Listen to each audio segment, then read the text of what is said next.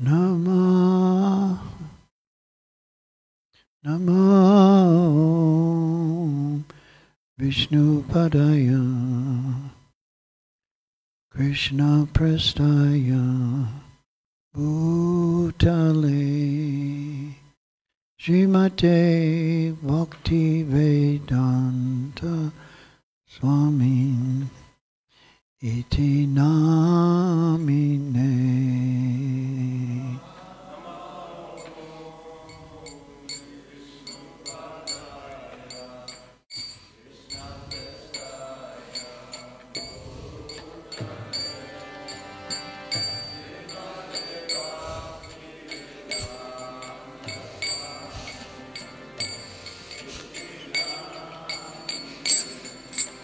Namaste Saraswati Devi Gauravani Pracharine Nirvisesha Shunyavadi Paschachadesha Dharine Saraswati Devi Gauravan Charine Nirvisesha Shunyavadi. I wanted to record it for Kirtan. Jaya Sri Krishna Chaitanya Prabhu Nityananda Shri Advaita Gadadhar Shivasadi Gaura Bhakta Vrinda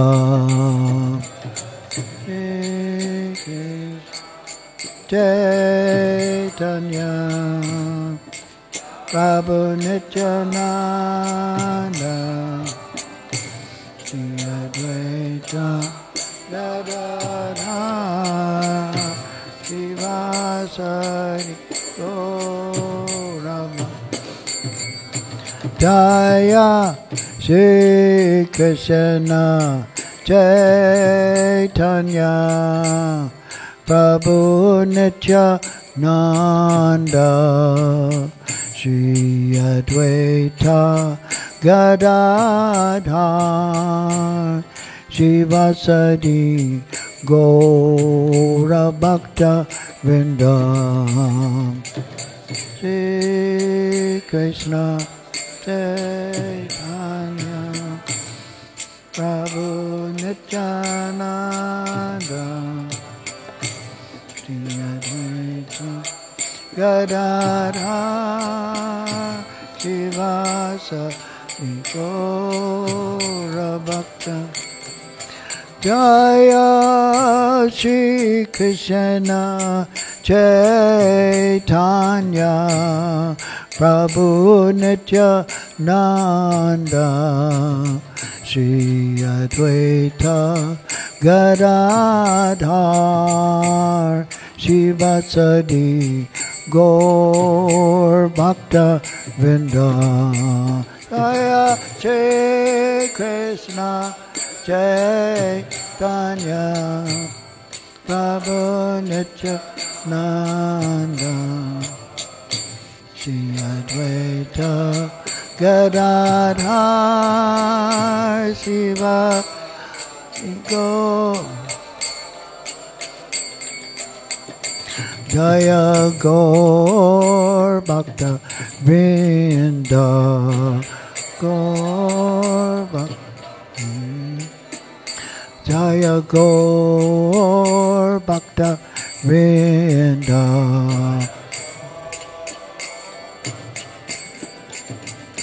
Jaya Gaur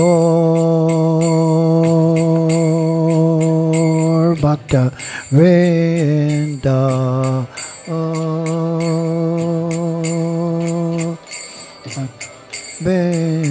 Jaya Gaur Bhakta Vrinda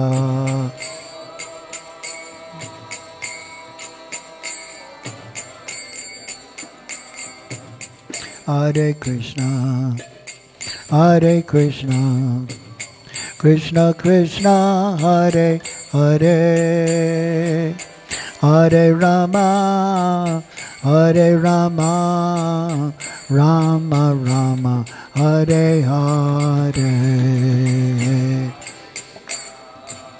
Hare Krishna, Krishna Krishna, Hare Hare, Hare Rama, Rama, Rama, Hare Krishna, Hare Krishna, Krishna Krishna, Hare Hare, Hare Rama, Hare Rama, Rama Rama, Hare Hare, Hare Krishna, Bolo, Hare Hare, Hare Rama, Hare Rama, Rama Rama, Hare Hare Krishna, Hare Krishna, Krishna Krishna, Hare Hare, Hare Rama, Hare Rama, Rama Rama, Hare Hare, Hare Krishna, Hare Krishna, Krishna Krishna, Hare Hare, Hare Rama, Hare Rama, Rama Rama, Hare Hare Krishna, Hare Krishna, Krishna Krishna, Hare Hare, Hare Rama, Hare Rama, Rama Rama, Hare Hare, Hare Krishna, Hare Krishna, Krishna Krishna, Hare Hare Rama,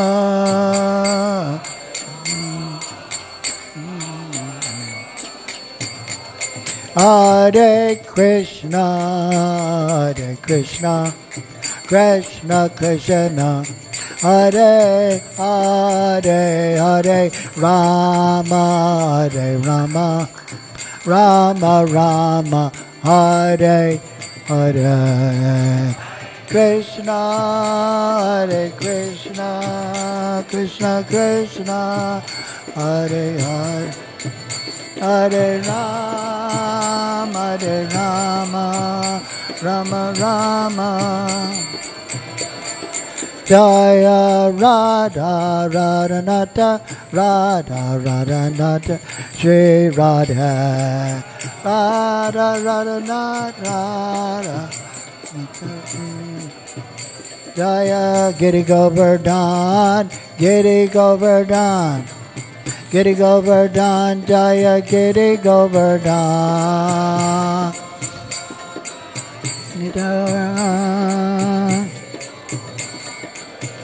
Nitai Gaura Haribo, Haribo, Haribo, Nitai Gaura Haribo, Haribo, Haribo, Haribo, Jaya Jaya Prabhupada, Prabhupada, Prabhupada, Jaya Prabhupada, Prabhupada, Prabhupada, Jaya Jaya Prabhupada, Prabhupada, Prabhupada, Jaya Prabhupada, Prabhupada, Prabhupada.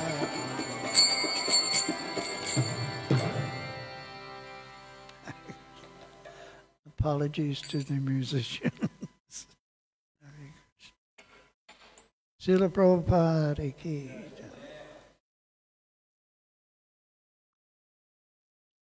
Reading from Srila Prabhupada lilamrta. His Holiness Satsrup Das Goswami. It used to be, well, this is volume 4. Around the World, 1968 to 1971.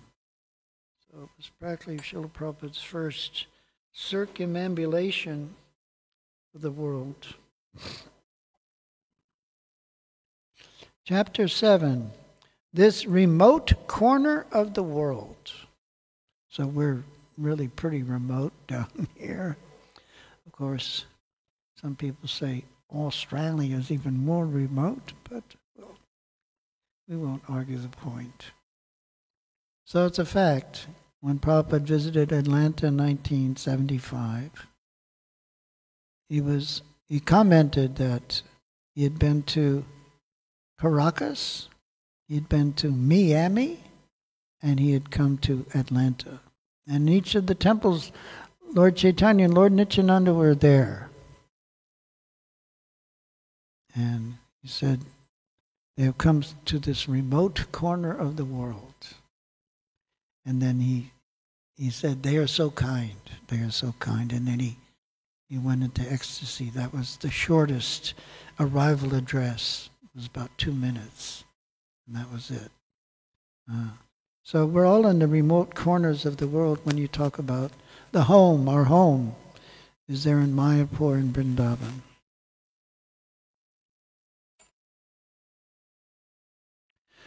Although Srila Prabhupada had been away from America for a year, his Krishna consciousness movement had flourished by Krishna's grace, and the devotees' attachment for him had grown.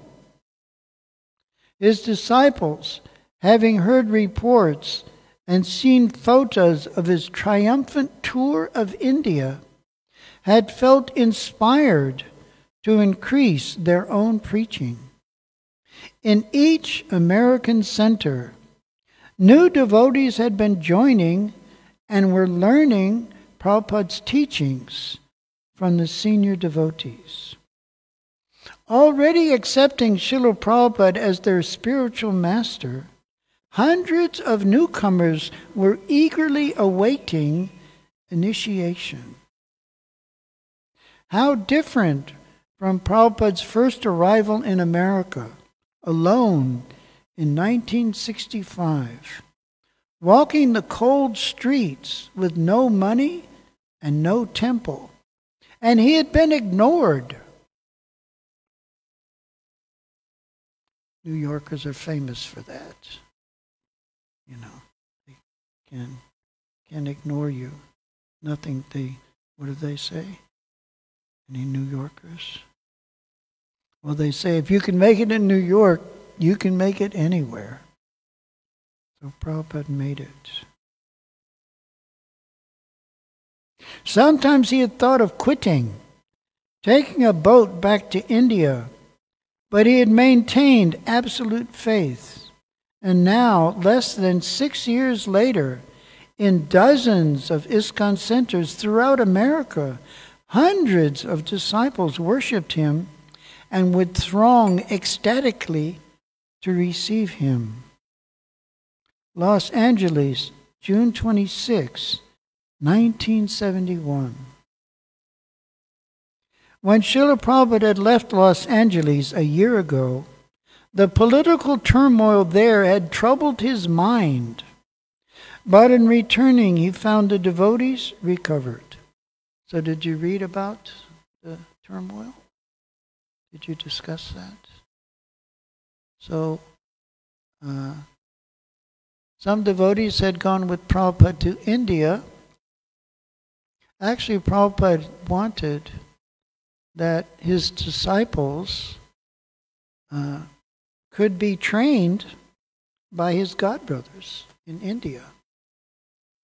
But it didn't work out like that. And some of the godbrothers, one godbrother even reinitiated one of Prabhupada's disciples, which was not the thing you do. And some of them made complaints and criticism of Srila Prabhupada.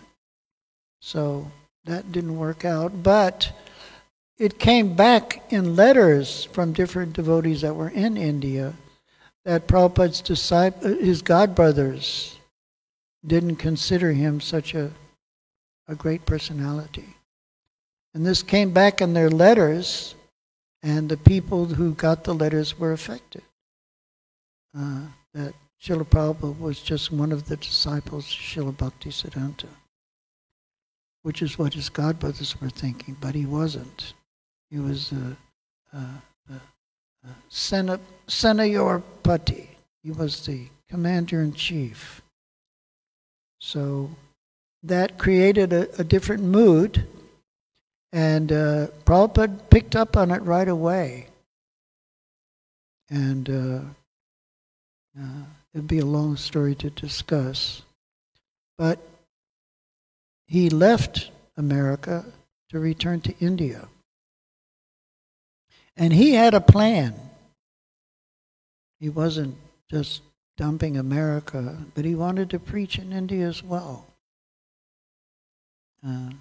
So Prabhupada, if one thing didn't work in one area, then he just tried it somewhere else, or went to try another aspect of spreading Krishna consciousness. So he went to India, and in that time, 1 year, then the difficulties that were there in America, they were resolved by service.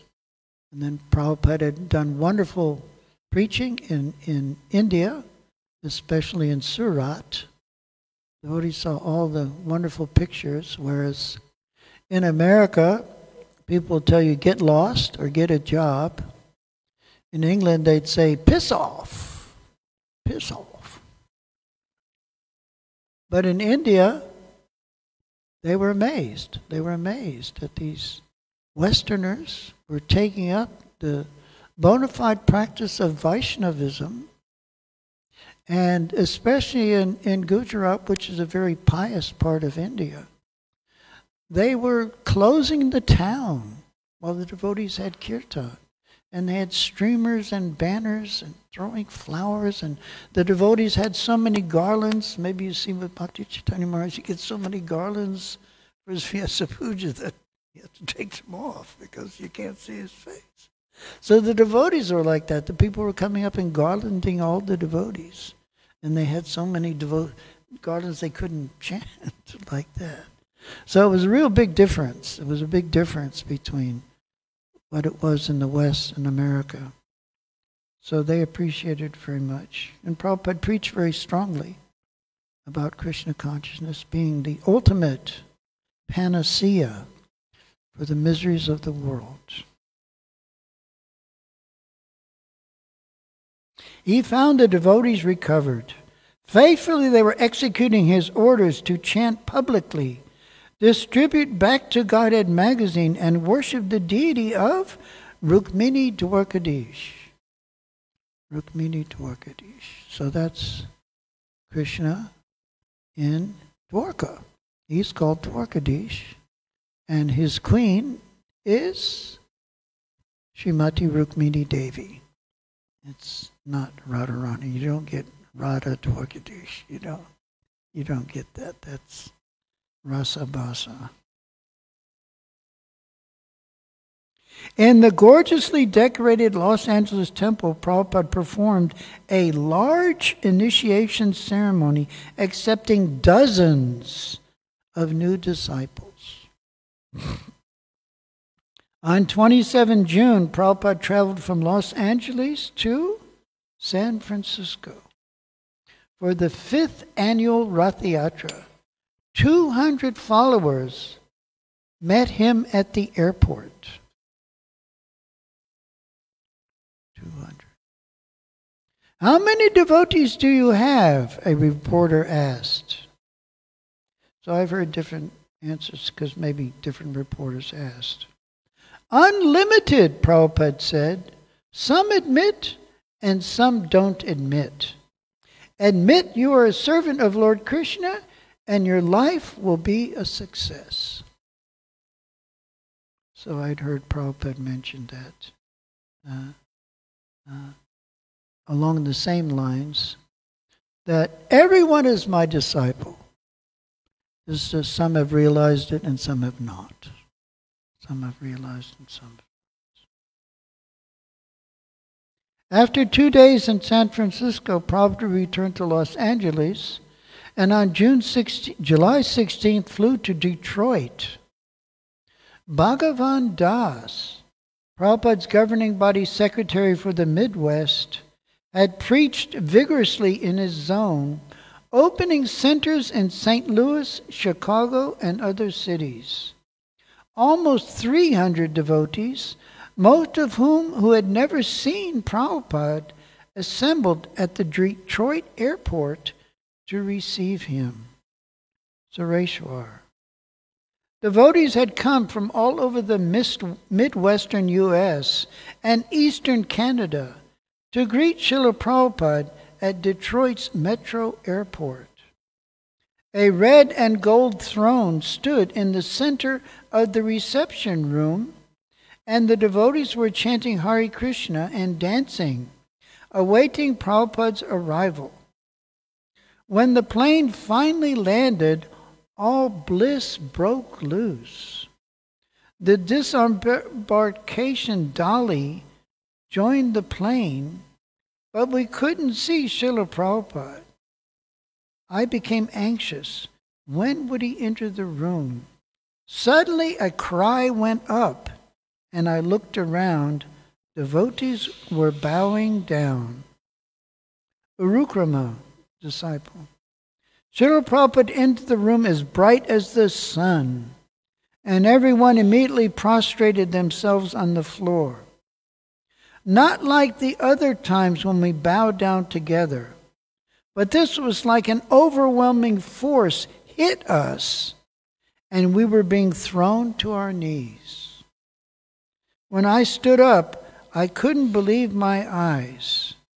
There was Prabhupada. Almost everyone in the room was crying. And sometimes it was like involuntarily. They were just crying. They didn't know why they were crying, but it was Prabhupada. In Jejumna, my first glimpse of Prabhupada was through the lens of my camera, and I thought he looked just like he did in his pictures. I'd only seen him in pictures, and now he looked just like the pictures, only moving. All the devotees began to cry and fall to the ground. It was a transcendental, emotional thing. I was watching all the older devotees, how much love they had for Srila Prabhupada, and I was feeling unqualified and sinful. Rukrama. Prabhupada appeared powerful, yet at the same time delicate and soft, like a very wonderful flower. As he moved along very slowly, the devotees lined up and made an aisle for him to walk. He walked up to Kirtanananda Maharaj, put a garland around him, and embraced him. Kirtanananda Maharaj was crying tears of ecstasy, and he looked like a little boy next to his father. Then Prabhupada went to Bhagavan and patted him on the head. Then he embraced Bhagavan, who also began to weep like a little boy who had just seen his father after a very long time. Vishwakarma. He was the temple president in Montreal for many years. All these devotees, of course, Indijana Maharaj, we're all familiar with. But these are all devotees who had joined in the early 70s. This was 71. 27th, 1971. I arrived late. When I got there, I was afraid to look at Srila Prabhupada because I felt too fallen to look upon the pure representative of the Lord. So I stayed behind a wall of devotees, afraid to look. Finally, I realized this is ridiculous, as the perfection of the eyes is to behold the form of Krishna's pure devotee. I raised my head and I saw him sitting on his Vyasasan drinking a cup of water. Never had I seen anyone drink water like that, without touching the goblet to their mouth. The water poured from the cup like a shining silver stream straight into Srila Prabhupada's mouth and throat, and he finished the water in a few swallows. He appeared to be a grand sage from the spiritual realm, and as everyone chanted, he looked around at the devotees, smiling with great pleasure. Everyone was overwhelmed with transcendental joy, and I joined with over half the devotees in weeping. So, Prabhupada mentioned that he told his disciples one time, he said that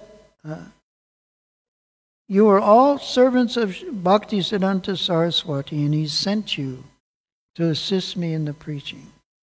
So that was for some devotees. But you could feel, just by reading here, that they were overwhelmed when they met Srila Prabhupada once again. Prabhupada began speaking, quote, "This is very satisfactory that so many devotees, boys and girls, are taking part in this great movement, Krishna consciousness movement. It is a very important movement because it is correcting the human civilization. It is a great defect in the modern civilization. People are accepting this body as the self, and based on this mistake in the foundation, everything is going wrong. Accepting this body as the self is the beginning of all problems. The great philosophers, scientists, theologians, and thoughtful men do not know what is the defect. Recently I was in Moscow, so I had a nice talk with the professor of Indology, Professor Kotovsky. He was speaking that, quote, Swamiji, after this annihilation of the body, everything is finished, unquote. So I was astonished that a learned professor, posing himself as in a very responsible post, had no idea about the soul and the body, how they are different, how the soul is migrating from one body to another. As Srila Prabhupada spoke, a voice announced over the public address system that the departure lounge had to be cleared for the next flight. Quote, Prabhupada, they are speaking about ourselves? Prabhupada asked. We shall stop? All right, let us go. So Prabhupada was attentive. Not many people would have noticed, but he was conscious of the situation. He didn't want to create some disturbance. That evening in the temple room of Detroit's ISKCON Center, Srila Prabhupada sat on his Vyasasan before the deities of Lord Jagannath, Subhadra, and Balaram. While a devotee led the kirtan, Prabhupada played his kartals, looking around the room at his disciples. He was nodding his head, pleased to see them dancing and chanting. After the kirtan, he lectured. Quote, just see how their characters are being formed, how they're becoming purified, how their faces are becoming brighter. It is practical. So our request is, take full advantage of this center. You come here. It is being guided by one of my best disciples, Bhagavan Das. So he and others will help you. Please come regularly to this temple and take advantage of it. After his lecture, Prabhupada asked for questions. Bahulashva Das raised his hand. Quote, Srila Prabhupada, what is the thing that will please you the most? Chant Hare Krishna, Prabhupada replied, and the devotees spontaneously cried out, Jai, Jai. So Prabhupada answered that question in different ways. Of course, in Los Angeles, he gave the famous lecture about distributing his books. And in London, the German devotees who were distributing the most books in the world, they asked him, they had a darshan. They asked him, and Prabhupada said, develop a little love for Krishna. Develop a little love for Krishna. So, any comments, questions?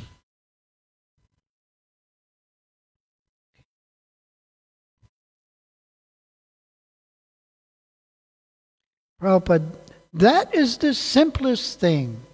You are chanting. I am very much pleased, that's all. I came to your country to chant, that you would chant also along with me. You're helping me by chanting, so I am pleased. Quote, but this tendency is very nice, that you want to please me. That is very good. And to please me is not very difficult. Chaitanya Mahaprabhu said, quote, under my order, every one of you go preach and become spiritual master. Unquote. And what is that order? The order is, whomever you meet, you talk to him about Krishna. Unquote. Quote, unquote. Prabhupada emphasized that if one wanted to preach and represent Krishna, then he could not change the message of Krishna, but must repeat what Krishna said.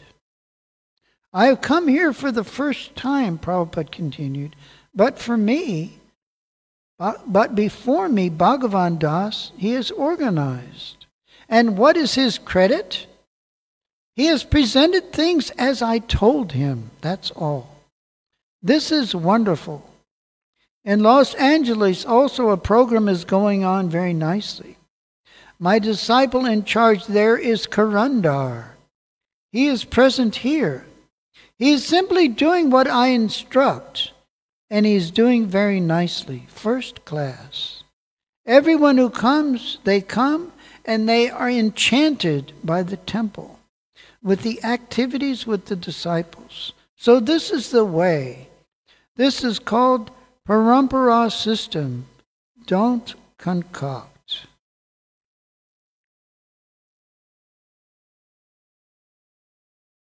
As Prabhupada was leaving the temple that evening, the mother of one of his disciples approached him.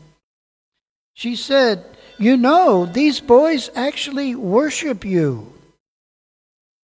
Prabhupada, yes, that is our system. I am also worshiping my Guru Maharaj. The devotees around Prabhupada looked at one another and smiled. Although the woman had tried to make it appear extraordinary that Prabhupada's disciples worshipped him, Prabhupada did it casually. One must worship the Guru. It was the Vaishnava standard, and nothing to wonder at. So Prabhupada mentions here about preaching. We were listening to a memory of Srila Prabhupada by Tripurari Swami, who Prabhupada called the incarnation of book distribution. And when I was in America back in the 74, he had visited the Washington Temple. And we had gone, he had agreed to take some devotees out to show them book distribution. So we went to Ocean City, Maryland, which is kind of like a tourist place, but it was midwinter. So, but there are casinos there and everything, so people still go. So we rented a little house and for a few days. And we had our morning program. And of course, and Tripurari mentioned to Maharaj as well, that people are asking me what I say. What do I say to get them to take a book? When you say, what is your mantra? What is your mantra? Hey man, where are you from? We're passing these out, something like that. And he told us, he said the best mantra is a good morning program. And I heard that, over 50 years ago. But during this memory, he was mentioning, and he was talking to Srila Prabhupada, and he was saying that preaching is the overflow of your sadhana. Preaching is the overflow of your morning program. So that's interesting, yes? Because we attend the morning program to keep ourselves, steady in Krishna consciousness. But the overflow, that's the energy to preach. So we need to have the overflow. So of course when devotees are chanting, especially book distributors and other devotees that are going out to the public to chant, you have to be praying to Prabhupada, praying to Krishna for the strength and the determination to preach and to chant for the benefit of people. And that comes not from some charisma, but it actually comes on the spiritual platform. Prabhupada mentions that he's talking to people and Krishna is telling them what to say, telling him what to say to these people. Sometimes you notice you're speaking and then a person is, you just thought of something that they were thinking about, or you just mentioned something. So that's all Krishna's mercy. It's not that we can claim any great psychological understanding of people. It's just Krishna in the heart. He's telling us what to say. So this is what Prabhupada was explaining, and this is why we have our morning program. What do we sing in the morning program? We sing Mangal, and what is Mangal Arti? It's the Guru Vastakam. It's the prayers to the spiritual master. So we sleep during the night and we're plunged back into ignorance. And we get up in the morning, the first thing we should do is wake up our devotion to the spiritual master, to Srila Prabhupada. He's all of our spiritual master. And all the ceremonies that we follow during the morning, especially Guru Puja. Srila Prabhupada said Guru Puja is our most important ceremony, the worship of the spiritual master. So this keeps us safe. And the kirtan. Srila Bhaktisiddhanta said that kirtan is the safest place in this material world.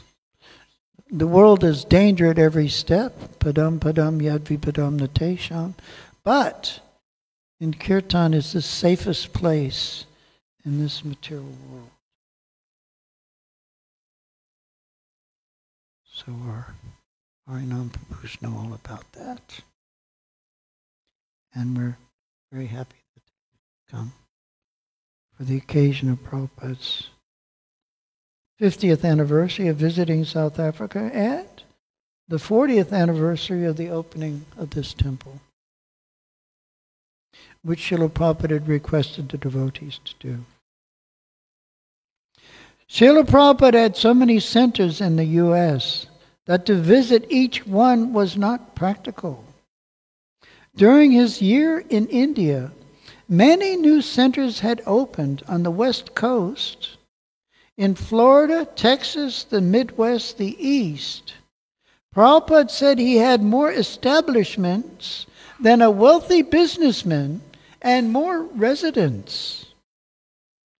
Were he to stay at each of his houses, he quipped, he couldn't visit them all in a year. And there was also a memory of Srila Prabhupada, and the reporter asked him, where do you stay? And Prabhupada said, I have 82 houses, but I can't stay in any of them. It means you can't just stay put in any of them. So, trying to impress materialistic people. He was asked one time, devotees picked him up in a Rolls Royce at the Heathrow Airport. And during the interview, the reporter asked, well, you're supposed to be so spiritual, but we see you're riding in a Rolls Royce. Isn't this material? And Prabhupada answered that question in various ways, but one time he said, Rolls Royce, what is a Rolls Royce?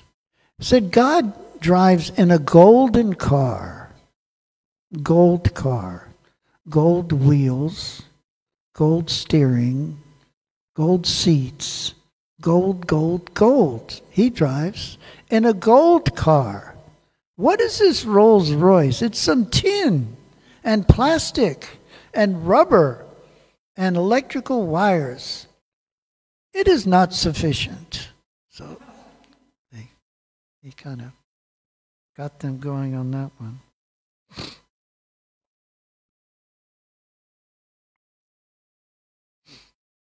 And especially to Indian audiences, he would cite the monthly expenditures for his centers.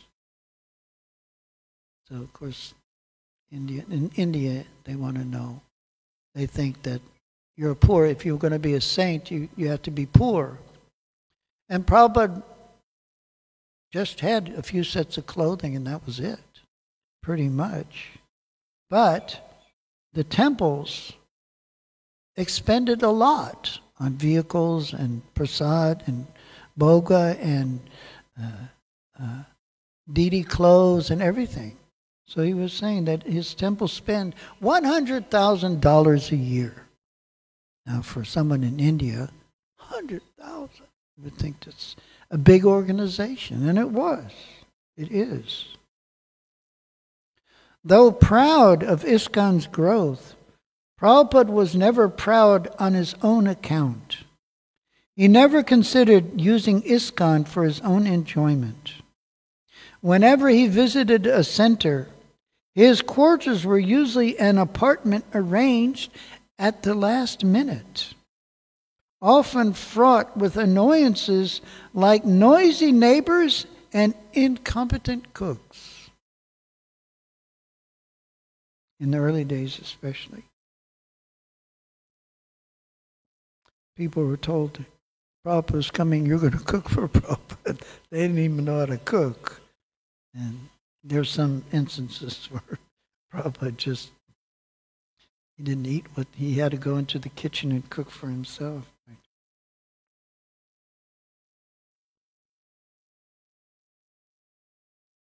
And in Bombay, when the property was finally acquired, right next to where the temple was, this far, was a karate school. And you can hear in some of the lectures, Yaha, Yaha, like that. So there's a little thing that says karate school or something. And they think they can protect themselves from death. But Prabhupada made a few comments about not a chance.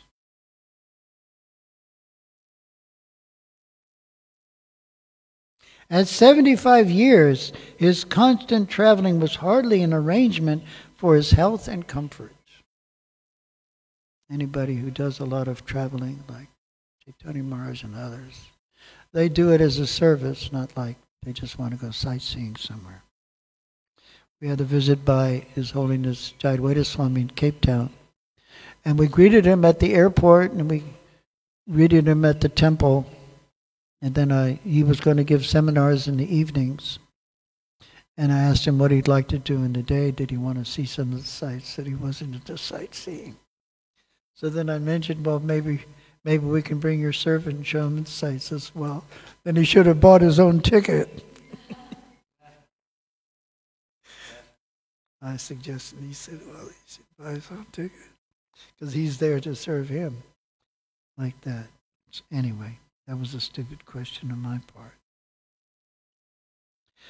Prabhupada never felt complacent over the small success his society enjoyed, nor would he claim the credit for that success. Rather, he said it was due to the mercy of his spiritual master and the previous spiritual masters. ISKCON still had but little influence in the world. People considered it a small, exotic religious sect. But by the blessings of the previous acharyas, it was growing. Prabhupada was initiating more and more disciples, and the potential was unlimited. One of Lord Chaitanya's chief followers, Jiva Goswami, had warned that a spiritual master should not accept many disciples. Many neophyte disciples would bring suffering to the spiritual master. Yet on Prabhupada's U.S. tour, during the summer of 1971, he initiated more disciples than ever before. So in 1967, Srila Prabhupada, when he was traveling on the boat, he had 2 heart attacks. When he was in New York, he had a stroke, and he wasn't recovering, so that was one of the reasons why he went back to India. So his health was always a little tentative, but here he's initiating more and more and more disciples.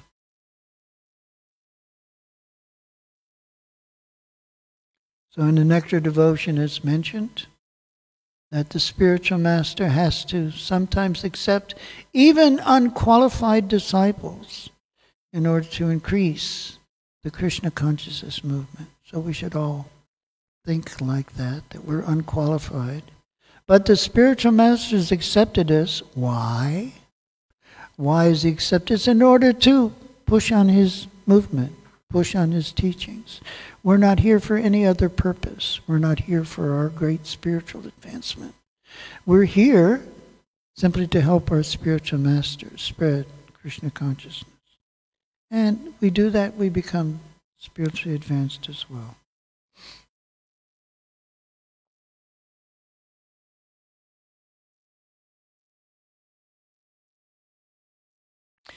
Prabhupada was initiating more and more disciples, and the potential was unlimited. So we have to learn how to crack the nut of this South African culture so that people will appreciate what this Krishna consciousness movement is offering. Prabhupada arrived in London one time, and the reporter asked him, "Why are you here?" And Prabhupada said that the British, and this guy was a British, obviously, you stole everything from India. You stole all the jewels. They stole the Pandavas' royal jewels. You stole all the gold. You stole all the resources. But you forgot the most important thing. Bhagavad Gita and Krishna's teaching. So I have come to bring what you have forgotten.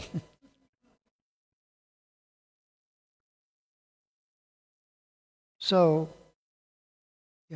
everywhere in the world, we have to kind of keep hammering away at materialistic culture. Don't let it affect ourselves, and keep hammering away. Become strong by following a good morning program, and keep hammering away, person to person, on the people of this miserable world. Some intelligent people are out there. They're actually looking for Krishna consciousness. They know that the world is nothing. We read about a little blog, and there's a bridge in China. Maybe some of you saw it.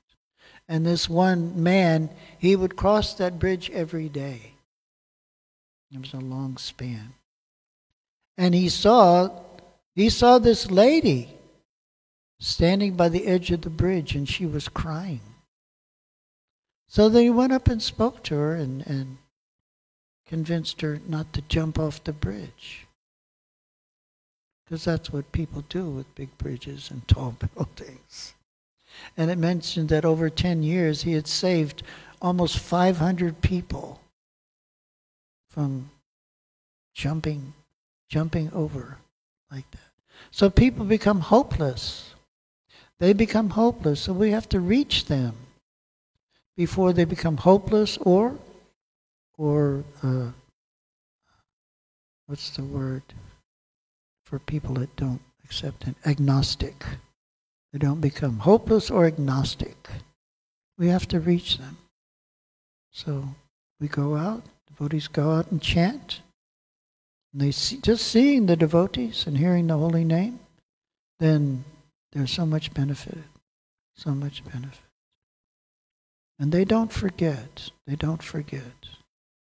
We visited India back in the 70s. I saw you in Oxford Street. But they didn't see me in Oxford Street, but they saw devotees in Oxford Street. So you don't forget seeing a devotee. And if you've built up the benefits of seeing devotees, then you wonder what the heck these guys doing. Why are they smiling? Why are they smiling so much? It's a con. It's a con. No, it's not. It's the real thing. It's the real thing. Everything else is a con. The guy is driving in his AMG 65 with the hood down, and he's a con because he's frustrated. He's frustrated. Even he works so hard to get this darn car, and it costs so much, and the insurance is so much, and the petrol is so much. But look at me, look at me. But he's miserable. He's miserable. Hare Krishna. One of Lord Chaitanya, So Jiva Goswami warned about the spiritual master should not accept many disciples. Many neophyte disciples would bring suffering to the spiritual master. Prabhupada wanted to increase the number of devotees more and more. He was aware of the risk, but he was also aware of the great need, as he had written in the Nectar Devotion. Quote, the one point is that without increasing the number of disciples, there is no propagation of the cult of Krishna consciousness. Therefore, sometimes, even at a risk, a sannyasi in the line of Lord Chaitanya Mahaprabhu may accept even a person who is not thoroughly fit to become a disciple. Later on, by the mercy of such a bona fide spiritual master, the disciple is gradually elevated. However, if one increases the number of disciples simply for some prestige or false honor, he will surely fall down in the matter of executing Krishna consciousness. So it's not a very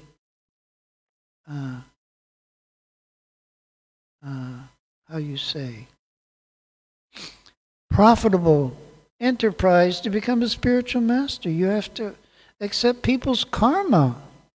You have to accept all their horrible karma.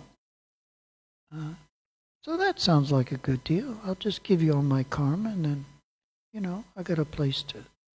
There's a roof over my head, and I get a regular meal.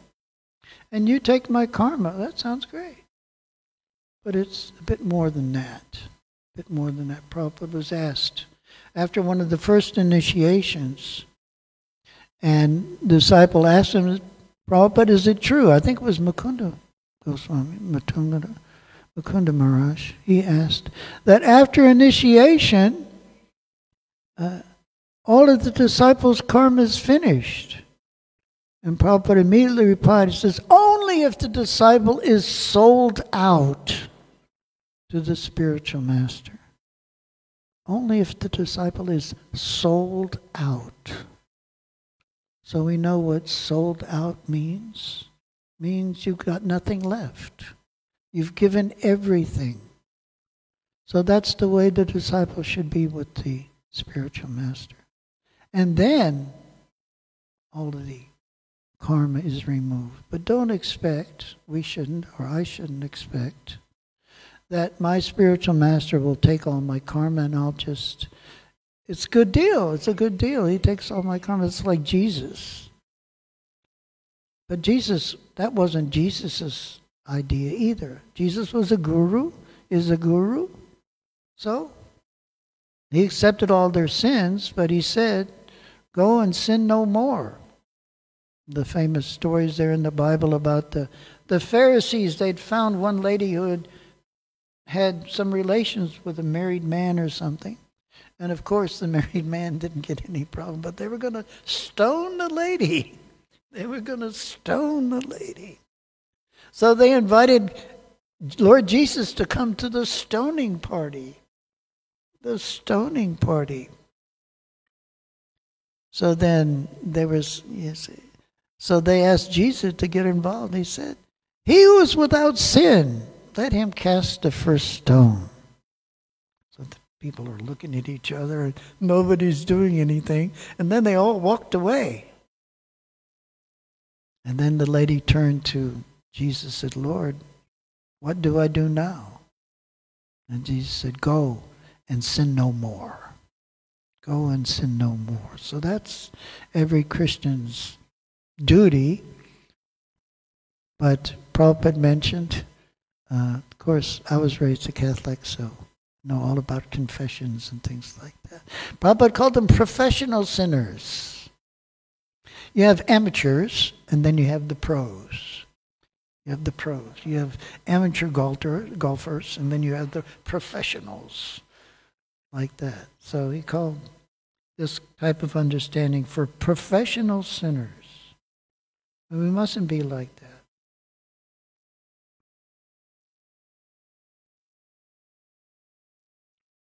Right. Srila Prabhupada's test of a prospective disciple's readiness for initiation was standard. The candidate must have followed the 4 rules and chanted 16 rounds daily for at least 6 months and have the recommendation of the temple president and local GBC secretary. Prabhupada accepted anyone who fulfilled these conditions, and he expected the disciple to remain sincere and true to the vows of initiation. Despite Prabhupada's growing number of disciples, he intimately touched each of their hearts. Although a few disciples enjoyed extended association with him, most of his hundreds of disciples saw him only from afar.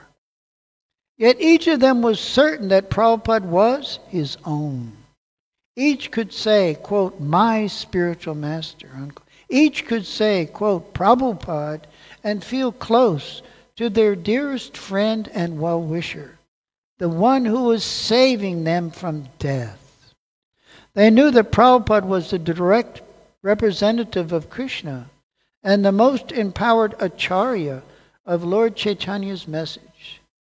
Those who were sincere knew without doubt that their connection with Prabhupada was transcendental, not to be interrupted or limited by physical or geographical considerations.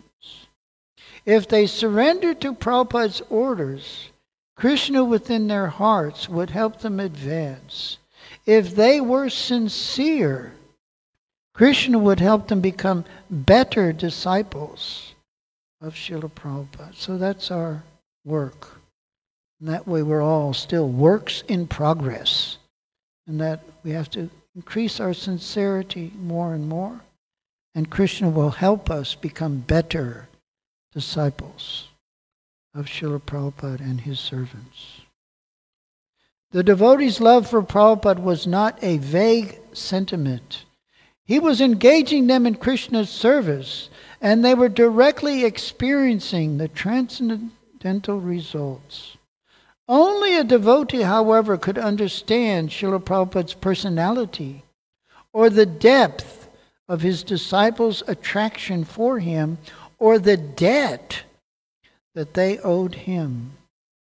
No wonder onlookers at the Detroit airport had not understood the apparent delirious devotees in their blissful reception of Srila Prabhupada. Okay. Any comments? Questions? Yes, Prabhu. Thank you.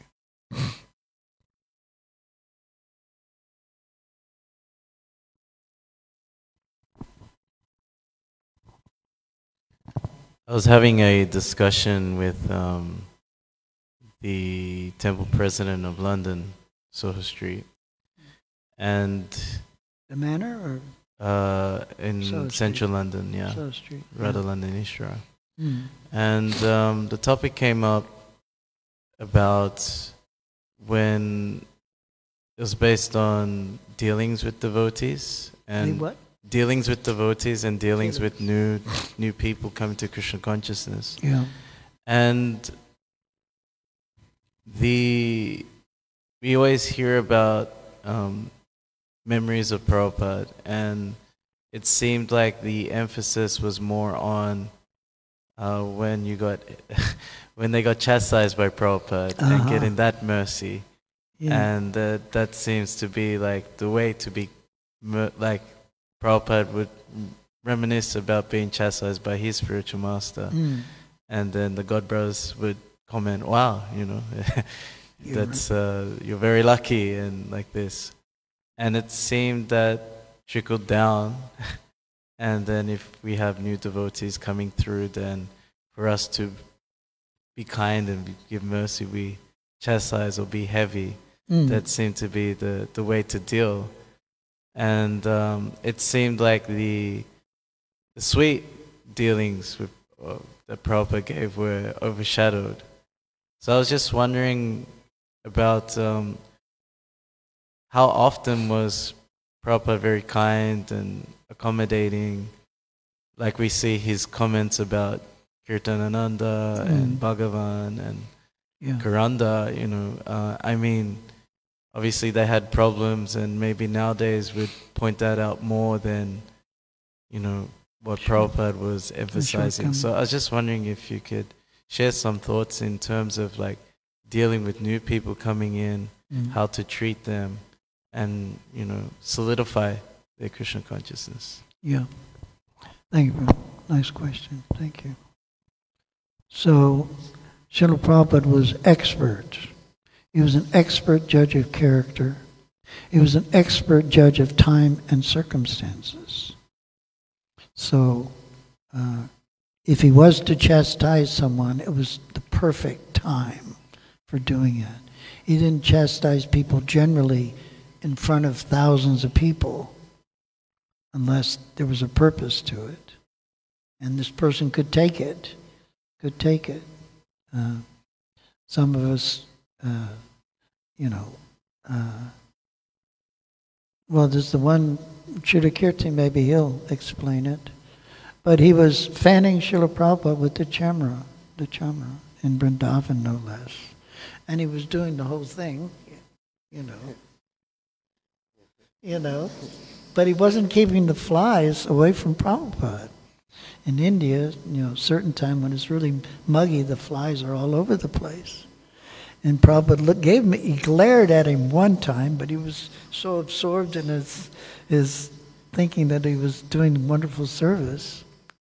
And then Prabhupada just yelled, "Can we get someone intelligent up here?"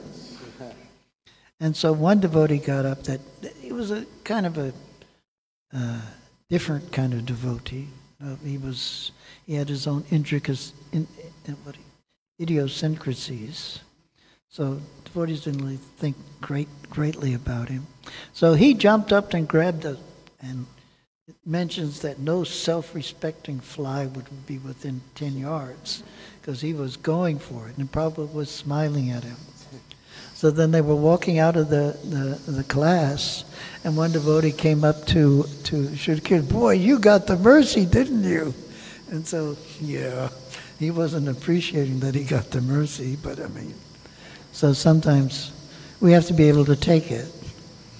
take the chastisement. And some devotees may not have that faith or strength, faith in the spiritual master that he can give them a heavy chastisement. So he just holds back on it and just lets them carry on as well they can. And that may go on for years. Prabhupada said, one devotee asked him about the bodily conception. Prabhupada said, I've been teaching this to you for 100 lifetimes and you still haven't gotten it. So, like that, it may take a little while.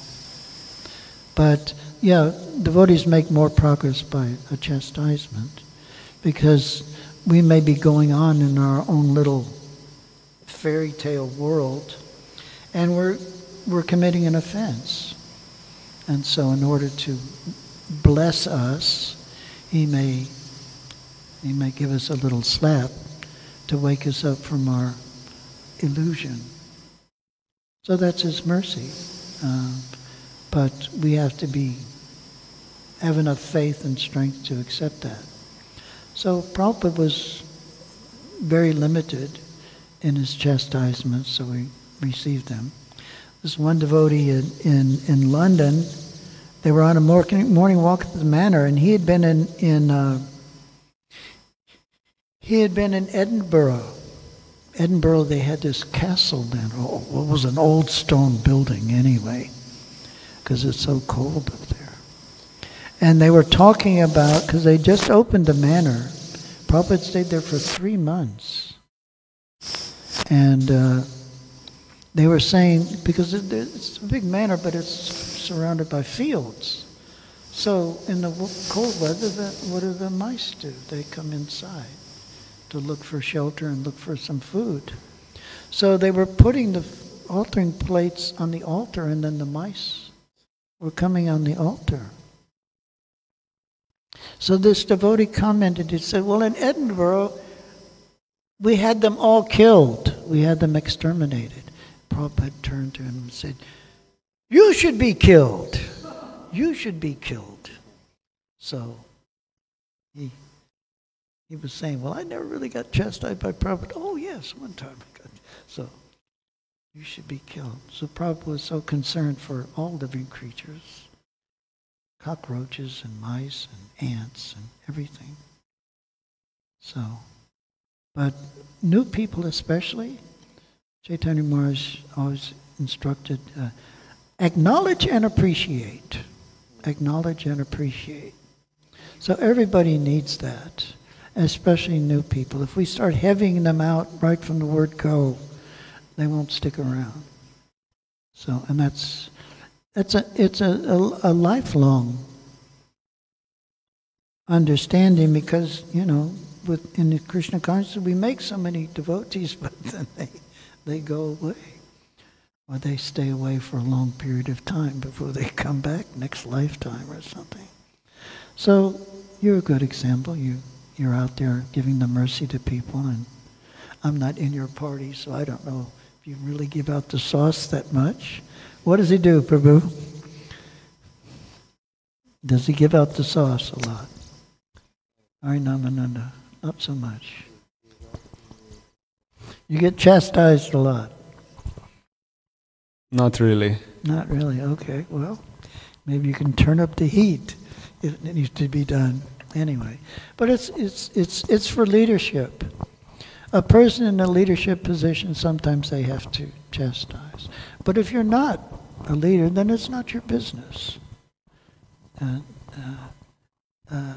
People who are not my disciples, I don't have to, it's not my responsibility to chastise them. That's only for the guru. But in the material, we like heavying people out and things like that. So that's one habit we should lose. We could lose that habit because we have to be humble, more tolerant than a tree, lower than the straw in the street. So we gave the example about the straw. What's the difference between straw and grass? Did we give that the last time we were here? Evidently not. Yes. So grass rises after it's being trampled. Yeah. You step on the grass and then it comes back up. But the straw, it's down and it doesn't come back up. So we have to be like straw. But that's the thing. We try to be humble for a little while and then the pride comes right back. Oh, I'm such a humble devotee. We even get proud of our humbleness, which means we're really sorry. We're really in sorry condition. So we have to always work with it. And Bhaktisiddhanta would say, in the morning when you get up, you got to hit your mind with the broomstick 100 times. So what does that mean? You're chanting the holy names. And we're trying to dispatch all of our pride and our lust, our greed, anger, enviousness. If we don't get up in the morning and the first devotee we see, we don't feel ecstasy that here's a wonderful follower of Krishna consciousness, then it means we've got envy in our hearts, which means we've got to get to work on it. We got to get to work on it. And it keeps coming back. We may have a good day, but next morning we got to start again. So that's the problem. So if we think we don't commit any offenses, then we're committing lots of offenses. His Holiness Bhakti Tirtha Maharaj, he once made the statement, he says, at any given time, we have no idea of how many offenses we're committing. Just like you go to India, and, when Prabhupada brought the first devotees to India, you're eating with your left hand, and that's horrible. Prabhupada made the devotees sit on their left hand so that they wouldn't eat.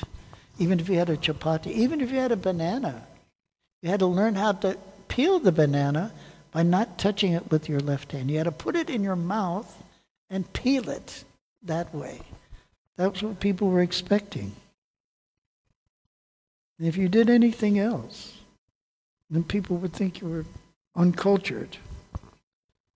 So Prabhupada, like I was saying, he expected his godbrothers to help, to see that they were enthusiastic, even though they were very crude.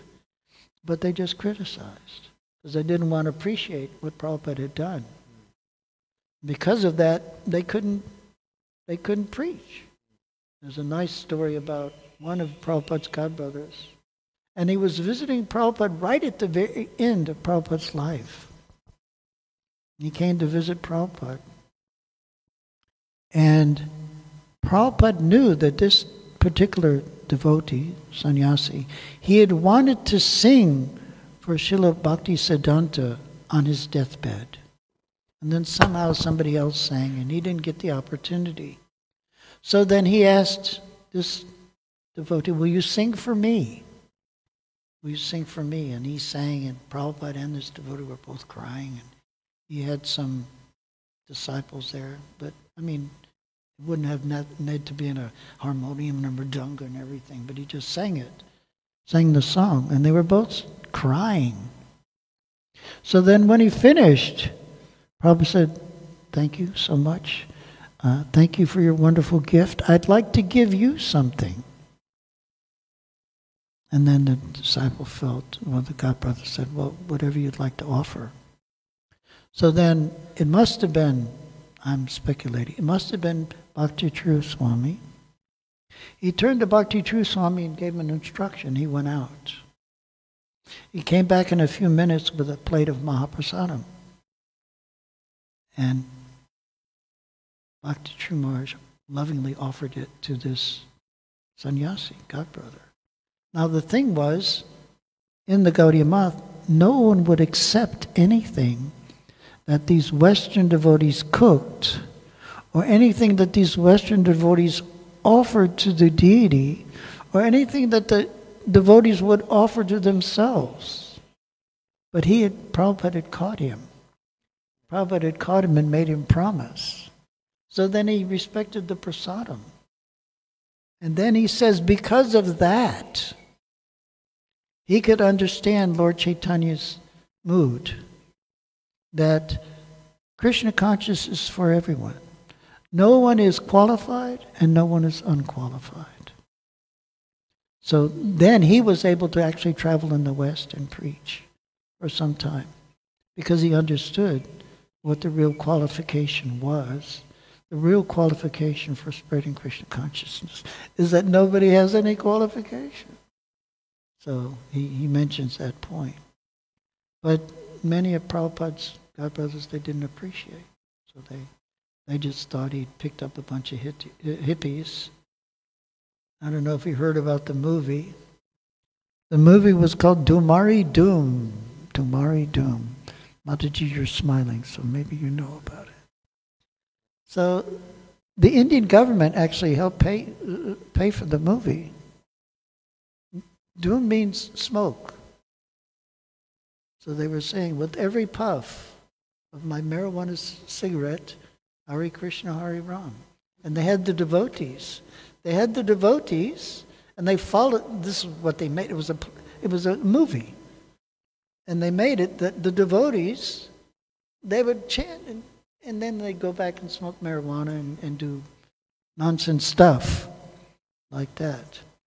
But it was a very catchy tune. Hare Krishna, Hare Ram. Like that. And this one disciple of Gopal Krishna Maharaj mentioned to him, because he had initiated him, and then he found, well, how did you come in contact with Krishna consciousness?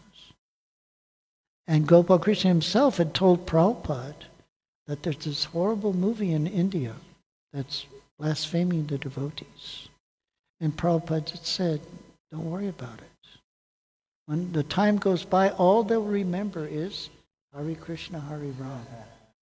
And so this devotee, 20 years later, he's telling Gopal Krishna that when he was a young boy, there was this movie and there was a song, Hare Krishna, Hare, and it was always in my head, like that. So then it proved it.